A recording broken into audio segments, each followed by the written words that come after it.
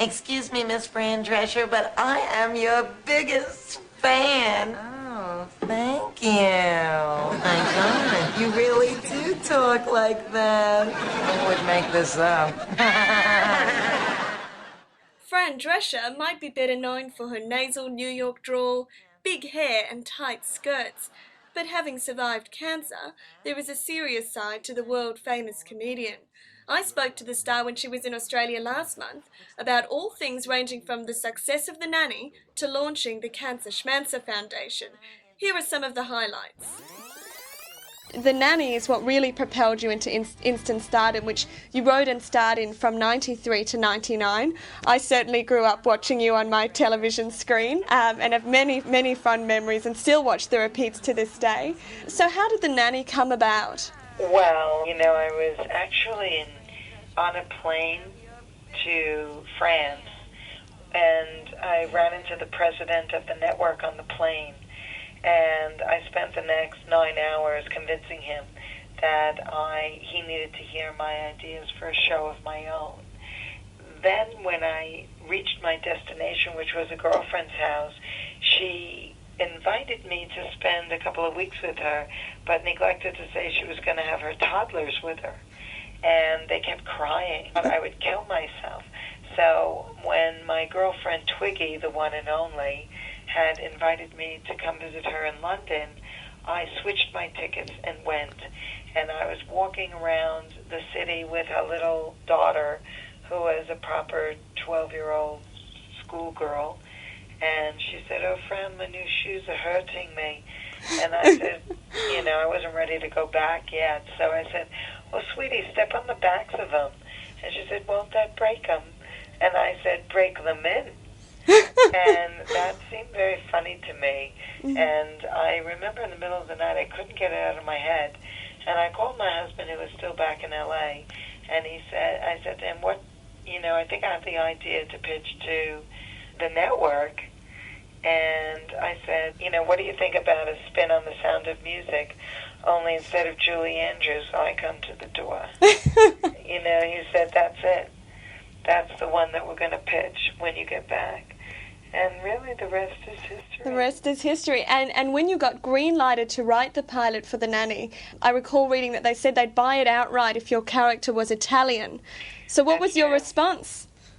I really dug my spike heels in the ground. And I said, there's no way that the show will ever be as good. It's too fast a medium. And I need to write what I know about. And if we wanted to have the kind of, rich in specificity details that The Nanny ultimately had. And I had learned through life experience that, you're best off doing it your way and then sink or swim. At least you're not kicking yourself that, why did I listen? I knew that wasn't the way to do it. And I compromised because I wanted to sell the show. I decided that I wasn't going to compromise. I was going to do it the best way I knew how. Then if it was a mistake, I'll live with it, my mistake. But I'm not going to live with someone else's. And as it turns out, whatever fears or concerns anyone had about spinning a show around a strong Jewish woman were allayed, because the show became, very quickly a global success. And in fact, I was honored at the Knesset in Israel as a result of the Nanny's success. So thank God you stuck to your gut feeling. Yes, absolutely, thank God. Obviously the Jewish element of the show was part of the wonderful humour in it. Has your Jewish roots, is it a very strong part of your life? Did you have a strong Jewish upbringing? My parents are not religious, but they were very respectful of the Jewish heritage and very appreciative of the struggles of our people, and they passed that on, and we celebrated the high holidays as a family. And, I grew up with a great deal of pride for my people and our heritage. And on the Ellen DeGeneres show that I watched, an old episode, you mentioned that your grandmother had a talking parrot that she taught Yiddish. Yes. What was it that the parrot used to say? The parrot used to say, "Kiss mir den Taches." Which means in English? Kiss my ass. So do you speak any Yiddish, or only what the parrots taught you? You know, I'm very monosyllabic in my Yiddish. Where is the teacher? You got my head in a spin. Don't know how you got in. After The Nanny, you had a string of film and TV roles, and then in 2005, you returned to our TV sets in the sitcom Living with Fran. Yes. Where you played Fran Reeves, a middle-aged mother of two living with Riley Martin, a man half her age and not much older than her son. And in interviews, you often speak candidly about having some younger boyfriends. Is that what inspired the show, or was that more a character you created? It did inspire the show, yes. Even though I didn't create the show, much of what went on came from my own life experience. Now, of course, you are a uterine cancer survivor, but you were misdiagnosed and mistreated for a condition that you didn't actually have. What did the doctors tell you at the time? They thought that I had a perimenopausal condition because I was actually younger and thinner than the majority of women that get uterine cancer.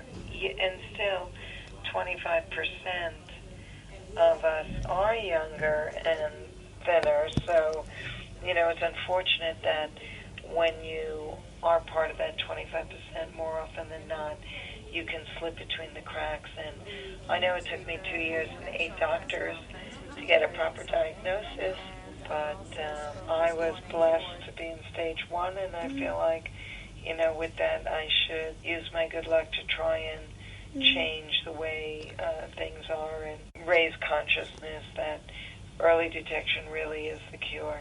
And part of that is in 2002 you wrote Cancer Schmancer to tell your story of survival so that it wouldn't happen to others. In 2007 you started the Cancer Schmancer movement and the Cancer Schmancer Foundation. So tell me about the work that you do with the foundation and about spreading that message that stage 1 is the cure. We have DVDs, we have programs called Fran Vans, which go into low-income neighborhoods and really target those women to take control of their bodies and educate them on the early warning whispers and encourage them to get tested. And we reach millions of people each year. In so doing, you know, we're hoping that we will reduce mortalities and really change the way people think about cancer, which is actually very, you know, preventative. And Fran, is it humbling to know that you have paved the way for so many female comedians, particularly Jewish comedians? You know, it's very gratifying, the kind of praise that I get and support that I get and the recognition that I get for, you know, the role that I play, and particularly, I think, in making a Jewish character a centerpiece in a television series rather than the nutty neighbor. So I think, you know, it's extremely gratifying, and certainly being honored at the Knesset was the icing on the cake. That was a Jewish News TV podcast. To learn more about Fran Drescher, check out a copy of this week's AJN for an in-depth feature on the star. Thanks for joining us. I'm Lexi Landsman, and this is Jewish News TV.